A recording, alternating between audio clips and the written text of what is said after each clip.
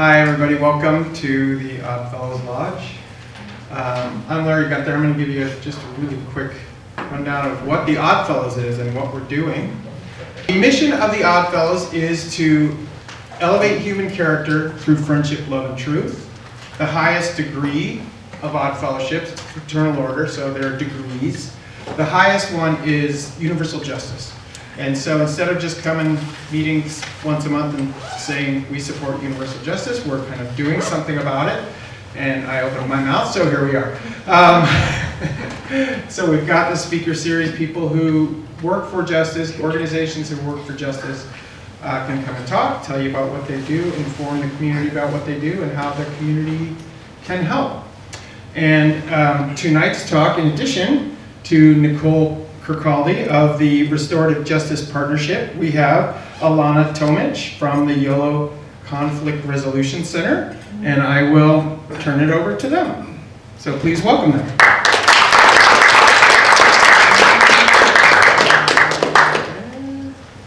Hi. Can everyone hear me okay? Yep. Yes. Nice to meet everyone. My name is Nicole Kirkcaldy. I work with the Restorative Justice Partnership, which is a diversion program offered through the Yolo County District Attorney's Office.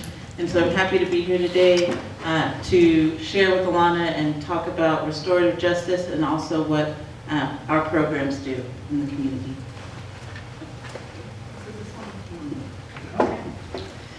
Hi everyone, I'm Alana and I'm really thankful for Nicole for inviting me along to speak to you today too. And so we're going to talk about we're going to talk about what restorative justice is and then what our two programs do. And before we get started, we wanted to hear from you all, kind of as Oddfellows and the public and what you've heard about restorative justice. What comes to mind when you hear the term restorative justice? Free. Free. Free. Say more. What do you mean? No, well, I mean, say if you're a landlord or this or that, and you're thinking, what's all the cost of just trying to work something out with the tenant and respect them and also respect, you know, your rights as far as what they go and this and that. And I've done that before, I know. A second chance. A second chance. A way to make amends. A way to make amends. Beautiful. Others? Well, it makes me think of anti-recidivism. Anti-recidivism. So reducing the cycle of folks getting incarcerated, coming out, going back in. Yeah. Great. Beautiful. Thank you. So at YOLO Conflict Resolution Center, we think of restorative justice as a set of values and principles that emphasize relationships when harm happens, rather than crime and punishment. And we know that this comes from indigenous traditions and practices all over the world, that communities and civilizations all over the world were doing varieties of circle practices, ways to keep people in the community, even when tragic and drastic things happened, rather than excluding people. And we talk a lot about cancel culture these days. We hear about cancel culture, and I think that's sort of the epitome of the opposite of what we're trying to do. We're recognizing that for true healing, we need each other. We need the people who caused harm to explain what led to that, so that as a community, we can repair those circumstances so that it doesn't happen again. And we can't really do that if we don't hear from everyone involved. And we also position restorative justice within a larger field that we call restorative practices, which are all of these principles and values across the spectrum before harm happens as well. It's building the relationships through fraternal orders like this, where you're building community and having the foundations of those relationships. So when incidents of harm happen, whether it's between a landlord and tenant, but if you've met before, it makes it easier to repair the fabric when that harm happens. And so we think of the spectrum of restorative practices from informal to formal. And a lot of what we do is kind of on that formal end, is formal conferencing, when something quite serious has happened, when police might have been involved, there might have been a citation, or perhaps not, perhaps it's community referred. And folks sit down together and talk about what happened and make a formal plan. But we also do less formal versions in school settings where it's like in a moment something happened. How do we have an impromptu dialogue that brings these same principles of valuing each other, knowing that everyone has a part of the truth. And so Howard Zier, who's one of the fathers of restorative justice, says that restorative justice is a compass and not a map. So it's what we're pointing towards, but there's many different ways of doing it, and so we're going to talk about our two programs in a little bit. Do you want to add anything at this point? Yeah, I would just, well, we're jumping into it, but restorative justice, a lot of what we think about is how can we achieve justice and what's needed in that pursuit. So there are different concepts of how we feel justice can be met and how we can reach that point when there's harm done. Restorative justice is centering different parties in that conversation, in who we look to and how we look to addressing harms. And so that's one of the kind of ideas that I hold close when we're talking about restorative justice, is how are we achieving justice, or that balance? What are we looking at in terms of what's needed to find a way to move forward when a harm happens? Yeah, and so if we're comparing and contrasting a little bit between some of what our court system often asks, which is from this punitive model, what rule was broken, who broke it, and how should they be punished? Or how do we exclude someone in a moment to create safety, but then there's this other step of bringing them back into the community. And more I think of it sort of as like it needs to be this sequential thing to be complete. And so the restorative justice questions ask what happened, who all was affected, and what can be done to make things right. And it looks at the needs of the person who caused the harm. The criminal justice system might call that the offender. We call that the author of the harm, or the responsible party. So their needs, as well as the needs of the people who are affected, who the criminal justice system might call a victim, but we often call the affected party. And we also talk about the needs of the community as a whole. We can think of examples in our community, I'm sure, where there were instances of harm that had a few people at the center of it, but had much wider impacts. A lot of how I conceptualize that is that criminal justice kind of starts as a crisis response. So we're responding to something critical that has happened, some damage that has occurred, and we're looking at we're taking stock of the situation. What's the damage? Who did it? How do we, what's required in terms of, does somebody need to be punished? What do we need to do to make people safe in this moment? And then restorative justice kind of continues that conversation even a little further to say, how do we then look at repairing and restoring? So not only looking at in that moment what's needed to be safe at that instance, but how do we make sure that people have the tools that they need to make different choices in the future beyond that initial response and into a place of repair and moving forward together as a community.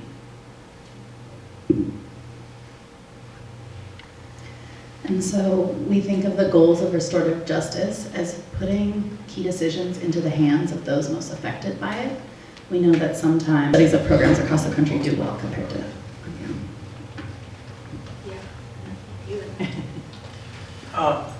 With respect to youthful actors, do either of your organizations act proactively outside the division that you're in, like with the schools or whatnot, sharing your expertise about conflict resolution and about the consequences of your actions and so on and so forth, as a preventative attempt? Yeah, we love doing trainings with school districts and have done with many different school districts, and we have an ongoing relationship with Davis Joint Unified. They do great in-house restorative justice conferencing, but we have a standing contract with them for outside facilitation when it would be more appropriate for a neutral party than school staff to be doing it. So, yeah. Do the schools ever call on you to? They do. They do, okay. Yeah. I was just wondering about the relationship between restorative justice and alternative dispute resolution, and whether there's similarities or crossover. There's some similarities. Yeah, our mediation program that informs the restorative justice work we do falls under this umbrella of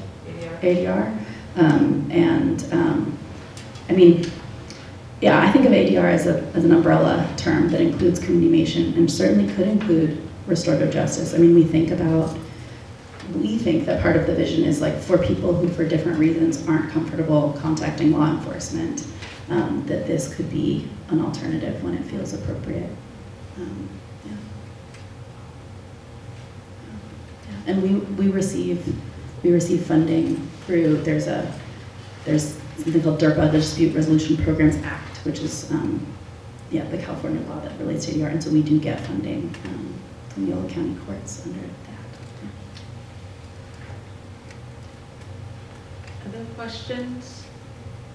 No. If the victim doesn't agree to this, can it have, like, no, I want that guy to go to jail. I mean, he stole my car, I want him to go to jail. Do they have to agree to this process?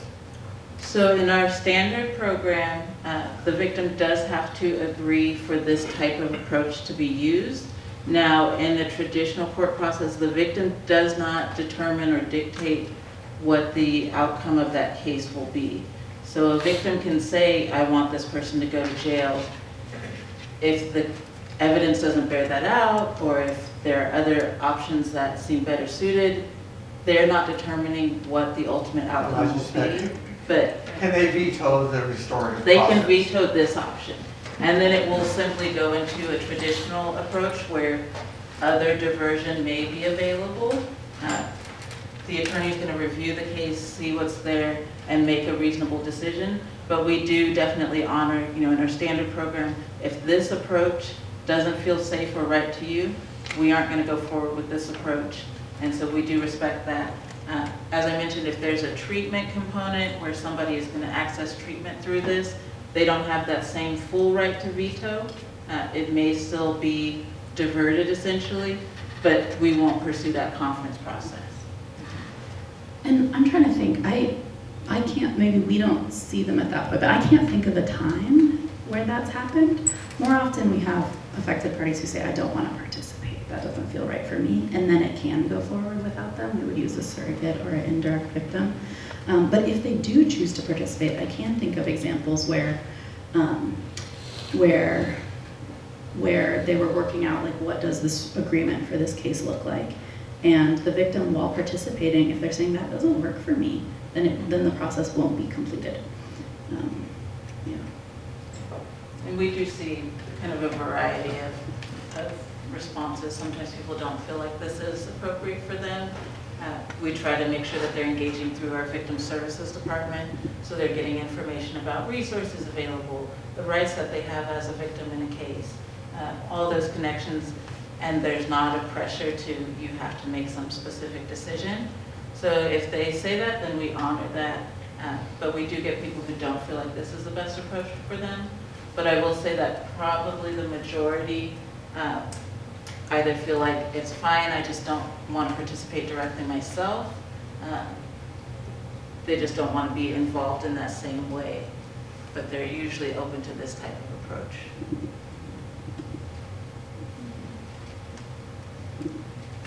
What kind of a backlog do you have for restorative justice cases? I know it's not uncommon to have a court case take a while to get to court. How's the backlog compare?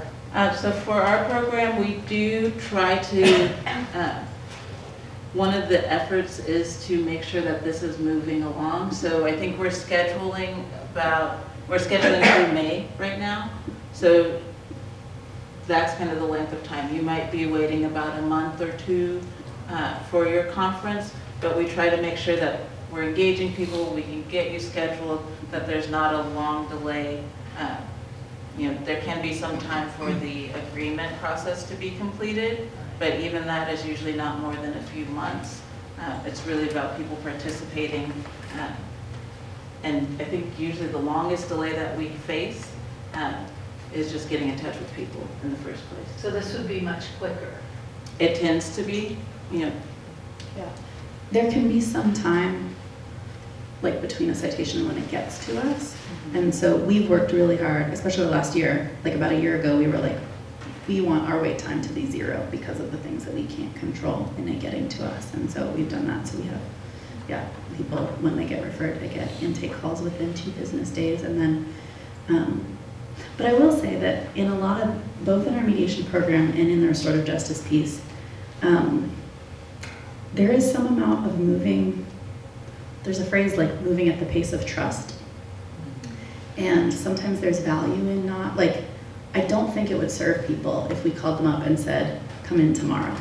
I think it serves them to have a few days to think about it. And so, yeah, it serves people's preparation to have a little bit of time between their initial prep meetings and scheduling the joint conference. I think slowing things down gives space for reflection too. I just want to say that I think the programs are absolutely phenomenal. And 2 of our kids are from the foster care system, and seeing how they have grown up, especially our son, who has been extremely challenging, and having kids who have grown up with a fight or flight inside of them, and listening to you guys talking about like the juveniles.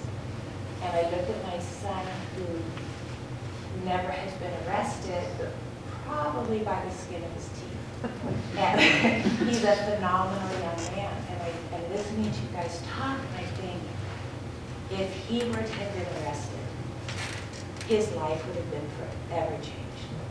But had he were to commit a crime and to have gone through a program that you guys are offering, where he could understand that the consequences of his choice, and it would have been life-changing.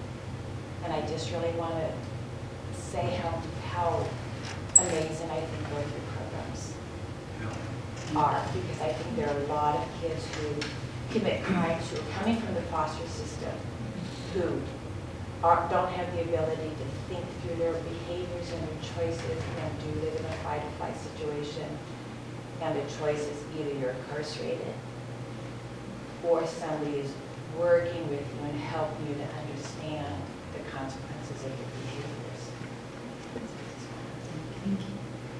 behaviors. I will say, in a lot of ways, it feels like we are kind of part of a spectrum, because my program is an adult program, so we're seeing people 18 and older. But it's not like once you hit 18, as you all know, you're immediately, gifted with adult wisdom.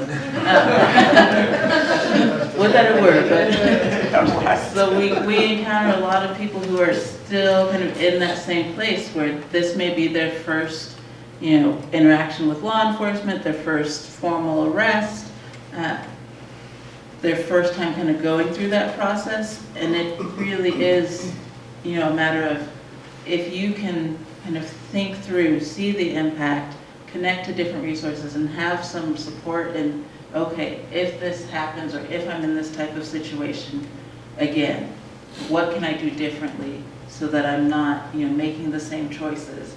That can really be so life-changing for people, and sometimes gets missed in the adult system. Sometimes we don't extend adults that same grace or trust to say, you too might benefit from kind of thinking through this in a different way so that you can move forward and make different decisions. But when we get a chance to do that, you do see people who are like, this could have ended so differently and I might have never recovered. And that's, I think, for all of us, kind of why we keep doing it, because you see the trajectory that people can have. And if there's not kind of an offshoot for people to just get trapped in a system where they don't see the way out, and if you can kind of help them back into the community that wants to support them, then it benefits everyone. Yeah, there's this distinction between stigmatizing shame and reintegrative shame. And I think we all experience shame, we all experience these emotions, but I think sometimes we're so connected to the stigmatizing part of shame and how uncomfortable it feels, and we forget that the value of shame is about helping us think about how to do things differently. It's an incredibly socially important feeling, but so often, like, we can see it diverge with youth, where it's like, oh, you got arrested, now you're the bad kid, and it like is that path, right? Or an adult too. You've been labeled with a 290 for life, or But being like stigmatizing shame creates these cycles where people feel that uncomfortable feeling and act out further, versus this concept of reintegrative shame, which my hope for the youth that come through our program is that it's this positive experience that they can be proud of the ways they're learning to be an adult and clean up their messes. And so instead it's like, okay, you did this thing, you are more than your action, separating the deed and the doer is another restorative justice tenet. And then making a plan, like taking responsibility so that you would do something differently, is how we reintegrate that shame and let it go. And this gives that opportunity. I think we're almost ready to close. I just want to support that as well and say that the community aspect of the reintegration is so key. Both of our programs rely on volunteers as a key part of this process and how we help people move back into that space of connection, into connecting with their communities, connecting with the people around them. And so, you know, our volunteer options do require training, but are pretty flexible. Flexible time-wise, flexible in terms of you don't have to have a specific, you know, background or education or career path. The differences that each member of the community brings are really what make those conversations the most impactful. And so if you're thinking about it, you know, you think this might be something you're interested in, I'd say, you know, reach out. We've got different opportunities coming up. There's always a way to get involved, and we'd love to have people involved. And it is the community that makes the difference. Thank you.